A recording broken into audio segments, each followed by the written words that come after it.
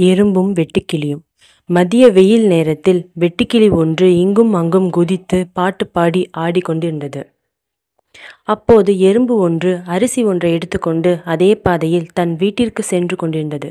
அதை பார்த்த அந்த வெட்டுக்கிளி எறும்பிடம், "இப்போது என்ன அவசரம்? சிறிது நேரம் என்னைப் போல் நீயும் என்னுடன் விளையாடலாமே" என்றது. அதற்கு எறும்பு, "இன்னும் சில நாட்களில் வெயில் காலம் முடிந்து மழைக்காலம் தொடங்கப் போகிறது. மழைக்காலத்தில் எவரும் வெளியே செல்ல முடியாது.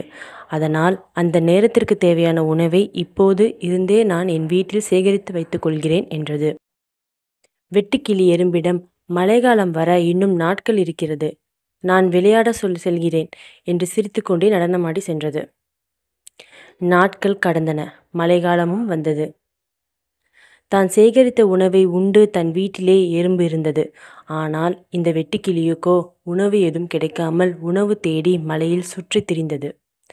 அப்போது வெட்டுக்கிளிக்கு எறும்பு உணவு சேகரித்து வைத்திருக்கும், அதனிடம் கேட்டு பார்க்கலாம் என்ற எண்ணம் வந்தது.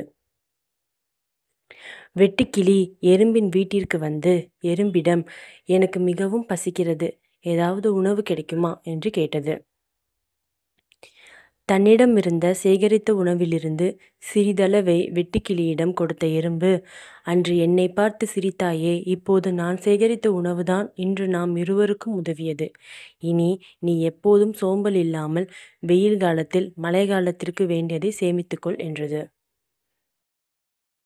கால நேரம் பாராது உழைத்தால் வாழ்வு பிரகாசிக்கும் என்று வெட்டுக்கிளி உணர்ந்தது. நீதி: கடின உழைப்பு உடனடியாக பலன் தராவிட்டாலும் என்றாவது ஒரு நாள் கண்டிப்பாக பலன் தரும்.